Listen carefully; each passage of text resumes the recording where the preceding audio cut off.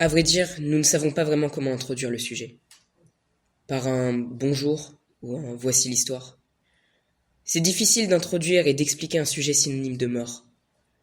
Alors, nous allons juste vous expliquer comment nous nous sommes retrouvés à voir les restes de l'histoire, comment nous avons réagi et ce qui nous a marqué.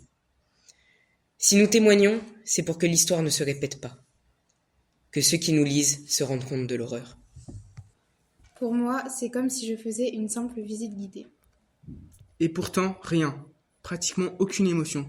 C'est comme si je n'y avais pas été. Cela m'a pris du temps avant de réaliser toutes les horreurs qu'ils ont dû endurer.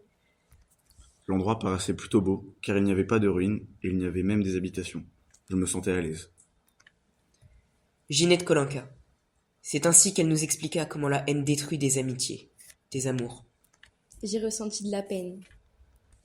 Tout était loin, ce qui rendait le camp d'autant plus vide avec une ambiance assez glauque. Ce qui rendait cela encore plus étrange, c'est les touristes qui prenaient des selfies avec un grand sourire. Quand je suis à l'intérieur du camp, je suis surpris car le camp est beau, il y a de la verdure, des personnes partout dans le camp.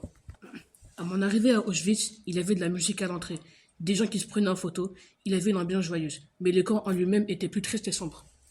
Je n'ai réalisé que progressivement. Le guide nous a montré les baraquements avec leurs lits. Je pense qu'on ne peut pas appeler cela des lits. Après avoir vu les baraquements, nous sommes allés voir les latrines. C'est là où les gens faisaient leurs besoins. Les juifs étaient complètement déshumanisés. Il n'y avait que des ruines. Tout n'était que poussière. Comment se représenter l'horreur ? Je pourrais aussi parler de ce que j'ai ressenti lorsque nous sommes entrés dans la chambre à gaz, mais je ne suis pas sûr de savoir ce que j'ai réellement ressenti.